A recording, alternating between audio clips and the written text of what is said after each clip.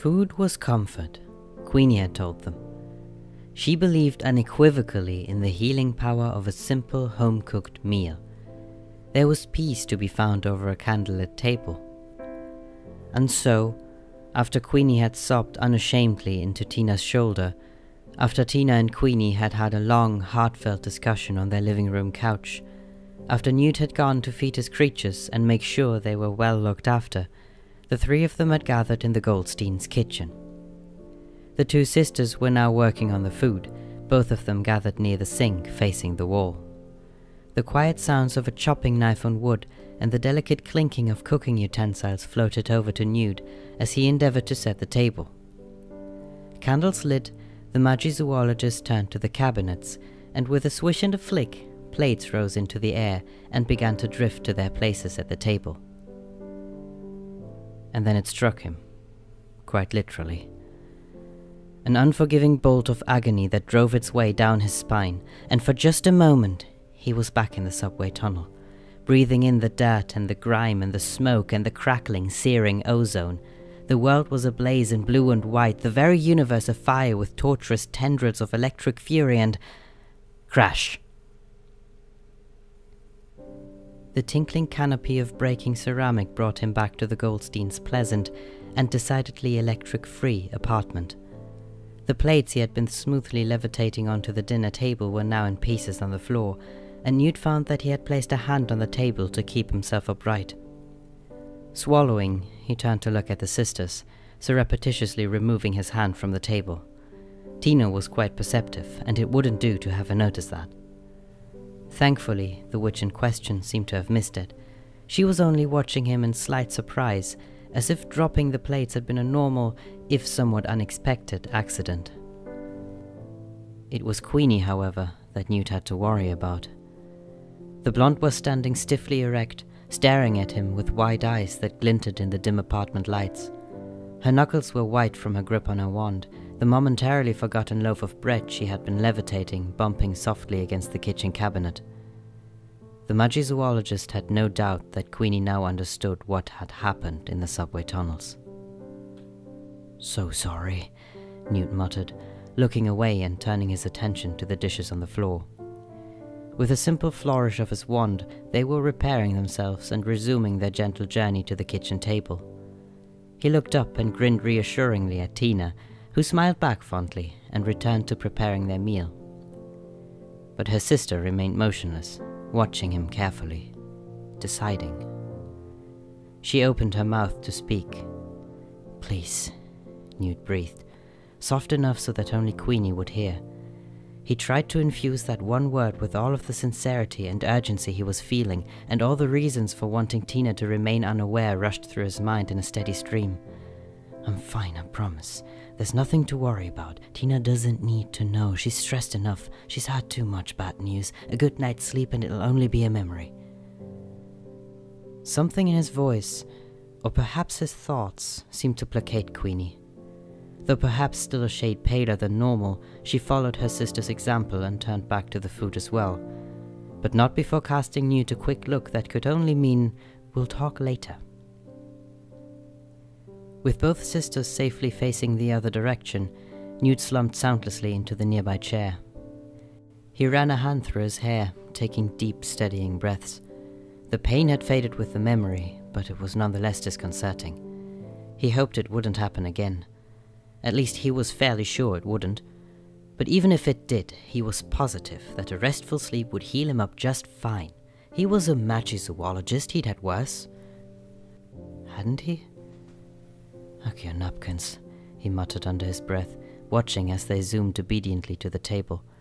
He picked up the first one and began to fold them manually, glad to give his hands something to do. The Goldstein sisters stood before their fireplace, each watching the dancing flames, relishing the comforting warmth. Tina sighed, looking down at her socked feet. After a moment, her eyes darted to the heavy wooden doors that hid the bedroom and Newt from view.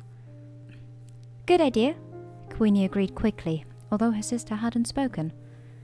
"It probably will get colder tonight. I'll take him some." She scooped up a small pile of blankets from the couch. "Queeny," Tina protested half-heartedly, but her sister was already at the faded wooden doors. She knocked lightly. "Newt," she called, easing the door open carefully.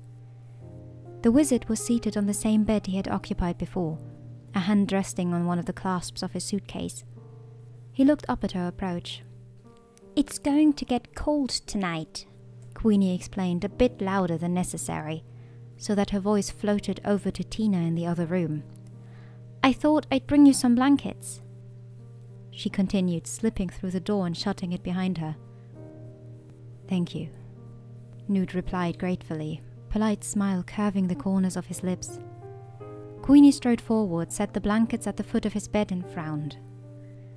Despite the smile and the warmth in his voice, the magi-zoologist was obviously exhausted. His tired eyes tracked her movements as she twirled her wand, conjuring a small drinking glass. "Aquaminty." The glass filled with water, and she handed it to Newt, who accepted it with another grateful grin. "Thank you," he repeated earnestly, taking a sip. But Queeny did not smile back. "Newt," she began seriously. At her tone, the smile melted slowly off the wizard's face, until he was left looking haggard and worn. He knew what she was going to bring up. Queeny bit her lip and sat down on the other bed across from him. "Back before dinner?" She stopped. "In the subway tunnels?" She frowned and picked at a loose thread on her pajamas, not entirely sure what to say. But maybe she didn't need to say anything. The most important thing was something she needed to ask. She raised her eyes, stared searchingly into his. "Newt, are you okay?" "Quite fine," he replied immediately, disarming smile back again. Queeny was instantly reminded of their conversation in his suitcase mere hours ago. The same grin, the light tone, the easy dismissal. "I'm not hurting," he had told her. Queeny tilted her head, considering him. "I think I'm beginning to understand you, Mr. Scamander." Her knowing smile made Newt flush slightly, and he looked away, intently studying the scuff marks on the bedside table. "I've never been very good with healing spells," she admitted, watching him redden further. "But if you need anything, please ask.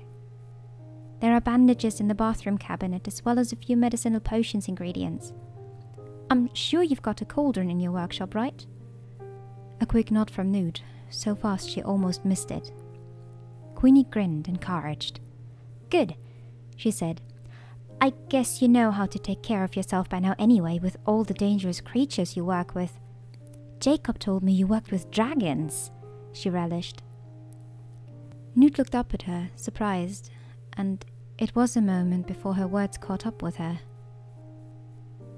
"Jacob? Are there other nomads like you?"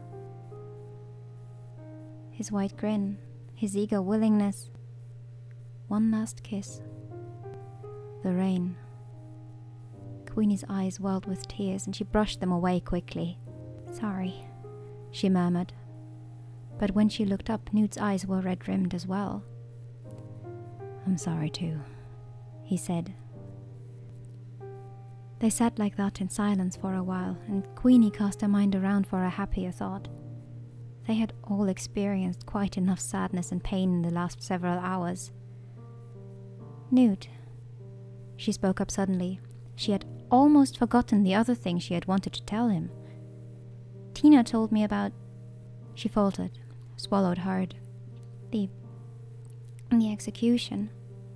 "Ah," the magi-zoologist shifted awkwardly. "Yes." "You saved Tina's life," Queeny breathed. "I've explained how our parents died when we were young. How we kind of looked after each other, and, well, she's all I have. And if you hadn't..." Her voice broke, and she wiped the tears from her eyes in frustration. Couldn't she just convey her gratitude without falling all to pieces? She took a deep breath in and exhaled slowly, trying to compose herself. And then she stood, took a couple of strides until she was standing right in front of Newt. "Thank you."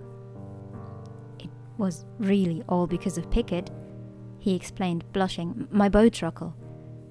He picked the lock on my handcuffs. Without him, I'd have been completely useless and—" "Newt." He stopped babbling, looked up at her. "Stop making excuses, okay?" Queeny told him with a watery laugh.